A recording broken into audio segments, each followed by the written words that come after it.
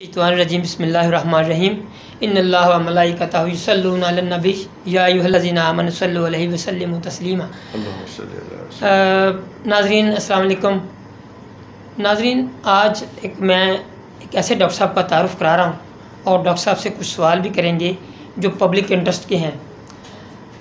उसकी ख़ास जो बात है इस जो हम वीलॉग कर रहे हैं वो ये है कि डॉक्टर नुमान J.A. भट्ट वो डॉक्टर साहब हैं जिन्होंने 30 साल अबू धाबी में खिदमत सरअंजाम दी और 2005 से पाकिस्तान में हैं। इससे भी जो सबसे ख़ास बात आज मैं जो बताने जा रहा हूँ इस चैनल के हवाले से, जो 2 चैनल्स हैं जिसमें ऐनुल यकीन और Mariam home patient care service, ये दोनों चैनल्स पे आ रहा होगा, आप देखेंगे इंशाल्लाह। डॉक्टर साहब जब ये कोरोना शुरू हुआ, क्योंकि डॉक्टर साहब का है चेस्ट फिजिशियन है, तो कोरोना के मरीज़ों का डॉक्टर साहब ने उस वक़्त इलाज किया, उस वक़्त मरीज़ों को ट्रीटमेंट दिया जिस वक़्त लोग कोरोना के मरीज़ों से इस तरह डरते थे कि अपने अज़ीज़ो क़रब जो सगे अपने खून के रिश्ते उनको खाना तक देने से डरते थे, उनके पास जाने से डरते थे, इवन के मैयतें घर लाने से डरते थे।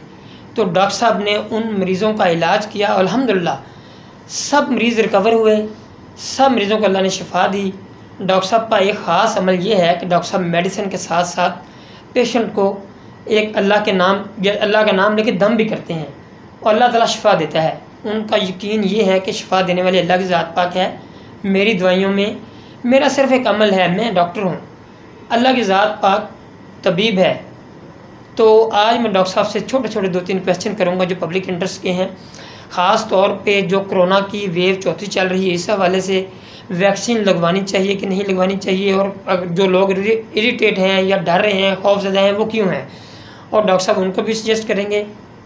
और डॉक्टर साहब से ये भी आज मेरा सवाल है कि जो कोरोना के वो मरीज़ जो वैक्सीन लगवा रहे हैं और लहर कोई ना कोई डेल्टा की आ रही है, किस तरह और भी लहरें आ रही हैं, तो इस हवाले से मैं डॉक्टर साहब से ज़रूर पूछूंगा, रहनुमाई हमारी फरमाएं हमारे नाज़रीन की कि डॉक्टर साहब क्या ऐसा मुमकिन है कि यही वैक्सीन उनके लिए भी काम आएगी। डॉक्टर साहब अस्सलाम वालेकुम। डॉक्टर साहब बहुत शुक्रिया, आज आपने बहुत मोहब्बत से हमें टाइम दिया। डॉक्टर साहब बड़े मरीज़ खौफज़दा हैं थोड़ा सा वैक्सीन, क्योंकि मैंने ये देखा कोरोना से इतना नहीं डरे जितना वैक्सीन से लोग खौफज़दा हैं। एक तो हमारी ये रहनुमाई फरमाएँ कि वैक्सीन तो ज़रूरी है, मिसकॉन्सेप्ट है। दूसरा डॉक्टर साहब मरीज़ों को ये बताना है कि जो वेव चौथी आई है और डेल्टा को इस तरह के वायरस हैं, तो क्या यही वैक्सीन उनके लिए भी कारआमद है। और तीसरा सवाल ये मैं आपसे अभी रखता हूँ, क्योंकि आप फिर अपनी बात बताइएगा कि SOPs हमेशा रहेंगे या SOPs वैक्सीन के बाद जब 70-80% लोगों को लग जाएगी तो वो SOPs जारी रहेंगे।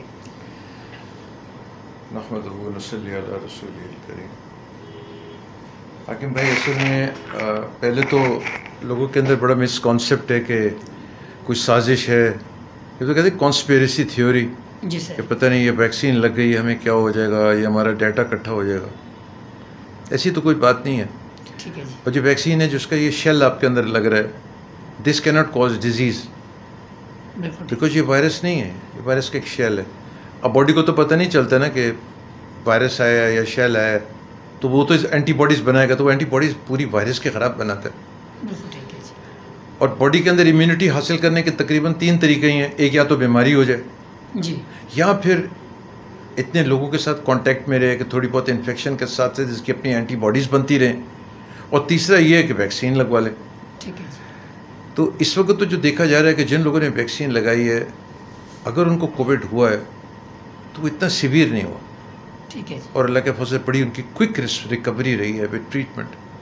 और जिन्होंने वैक्सीन नहीं लगवाई और उनको कोरोना हो गया तो उनकी आउटकम सीवियर रहा है और उनको बड़ा लंबा देर हॉस्पिटल में रहना पड़ा है, और फिर उसकी सिक्वेली जो बाद में होंगे वो अलग है।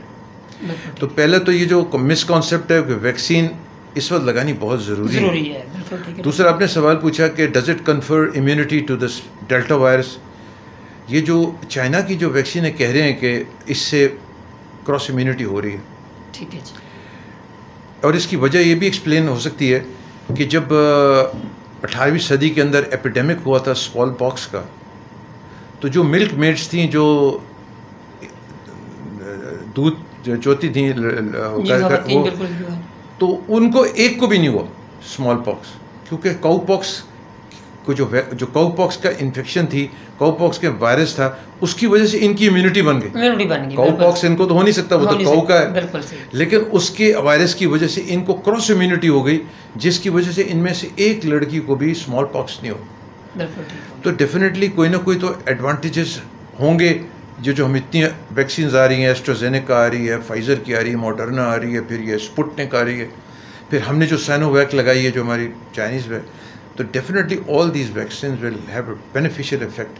और जब ये अक्रॉस द बोर्ड ज़्यादा लोगों में लग जाएगी तो एक किस्म की हर्ड इम्यूनिटी हो जाएगी, फिर हमें ये एडवांटेज हो जाएगा, फिर वायरस विल बी इनफेक्टिव। लेकिन आपने जो कहा कि हाँ, हम अभी भी SOPs का ख्याल रखेंगे, सोशल डिस्टेंसेस का ख्याल रखेंगे, अल्हम्दुलिल्लाह जहाँ तक एहतियात हो सके हम ये करते रहें, ताकि दूसरे लोगों को मौका न मिले ना कि यार ये नहीं करते, हम भी नहीं करते। तो इसलिए तो डॉक्टर साहब माशाल्लाह, जब इतने ऐसे मैं खुद अपने आँखों से देखा कि आपने ऐसे मरीज़ों का इलाज किया उस वक़्त जब हम अस्पताल में भी रहने से डरते थे और आप मरीज़ देखते थे। तो सर ये मतलब आपका अल्लाह पाक की यकीन तो सबको ही पक्का होना चाहिए, है भी। तो सर आपके पास ऐसे हिम्मत हौसला माशाल्लाह, क्योंकि आप माशाल्लाह एज पहले तो यार ये क्लियर हो जाए कि हम कोई बुजुर्ग नहीं है यार। सर माशाल्लाह वो हमें बाद में पता चलता था कोरोना हुआ है, तो पहले पता नहीं होता था कोरोना है, तो अगर पता होता तो शायद हम भी भाग जाते कहीं। जी जी। तो अब कोरोना हो जाता था तो बाद में हम टेस्ट कराते थे, कभी तो टेस्ट आते रिजल्ट आया नहीं होता था, हम देखते थे कि चलो कोई ऐसी कोई इन्फेक्शन है। शुरू में ऐसे हुआ कि जी इसको जी टाइफाइड पॉजिटिव है और जी एस्मा का मरीज़ है और उसको जनाब बुखार भी चढ़ा हुआ है, टाइफाइड भी हो। मैंने कहा ठीक है। वो कोरोना का बाद में रिजल्ट आया तो पता चला कि पॉजिटिव। हाँ, उस वक्त तक थोड़े से जब वो कोरोना का रिजल्ट बाद में आया पॉजिटिव है, तो अब तो ट्रीटमेंट स्टार्ट कर चुके थे, अब तो उसको हमने देख ही लिया था। हाँ जी, हाँ जी। और उस ज़माने में इतना मास्क का ट्रेंड भी नहीं था। बिल्कुल सर, उस वक्त शुरू में तो बिल्कुल कि अब तो यार बस वो अल्लाह की तरफ से ऐसे अल्लाह ने असबाब बना दिए कि हम मरीज़ देखते भी रहे और अल्लाह पाक हमारी हिफाजत भी करते रहे। हाँ जी जी। इसमें ज़रूर है कि देखो नहीं, अरबी में एक मुहावरा है, तकदीर गालिब अला तदबीर। तकदीर जो है वो तदबीर पे गालिब है। आप कोई भी तदबीरें कर लें, तकदीर गालिब रहेगी। तो फिर आप क्या करेंगे? हाँ, हम तदबीर फिर भी इख्तियार करेंगे, लेकिन आमाल जो है वो तकदीर पे गालिब है। बेशक। दुआएं गालिब है, नमाज गालिब है, सदका गालिब है। हदीस में आता है सदका रद्दुल बला, सदका जो बला को रद्द कर देता है।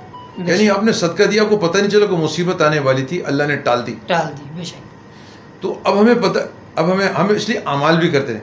ये अलबत्ता था कि मैं रोज़ दुरूद शरीफ पढ़ के आता था और अल्हम्दुलिल्लाह अल्लाह ने हिफाजत किया। हम तो क्लेम भी कर सकते कि हम कौन हैं, तो अल्लाह ने मदद फरमा दी। बाकी अल्हम्दुलिल्लाह सर, इंसानियत की खिदमत के हवाले से देखा जाए तो मैं चश्मदीद गवाह हूँ इस मतलब डॉक्टर साहब के हवाले से, ऐसे ऐसे मरीज़ जिनको ज़रूरत थी डॉक्टर्स की, इवन के वो अमला भी डरता था डॉक्टर मतलब पेशेंट्स के पास आने से, क्योंकि मैंने बहुत सारे पेशेंट्स को अटेंड किया। तो डॉक्टर साहब ने, अल्लाह ताला इनको ज़िंदगी से सलामती दे, मैं बड़े वसूख से कह सकता हूँ कि अल्लाह ताला इनको अजर अता फरमाए और इंशाल्लाह इनको मिल भी रहा है और अल्लाह ताला और भी देगा इंशाल्लाह। तो ये डॉक्टर साहब से सवालात हुए, आप लोगों ने रहनुमाई हासिल की। Mariam home patient care service के हवाले से भी थोड़ा सा मैं बता दूँ, आप अपना नंबर शेयर दें प्लीज़ आखिर में, क्योंकि पेशेंट को बड़ी ज़रूरत पड़ती है खासतौर पर। एक्चुअली ये हमारी काफ़ी दिनों से एफर्ट थी कि हम डॉक्टर साहब से इंटरव्यू लें और आप सबके साथ इनकी ज़रूरी मालूमात आप सबके साथ शेयर करें। और मेरे पास काफ़ी क्वेश्चन थे जो मैंने डॉक्टर साहब को बताए कि वो आगे सर से कन्वे करें। तो आप किसी भी मालूमात के लिए हमसे रब्ता कर सकते हैं 0324 4720 इस नंबर पर रब्ता करें। और अगर डॉक्टर साहब से कोई क्वेश्चन है तो आप इनबॉक्स में कर सकते हैं। कमेंट में आकर हमसे रब्ता आपको बहुत बहुत शुक्रिया।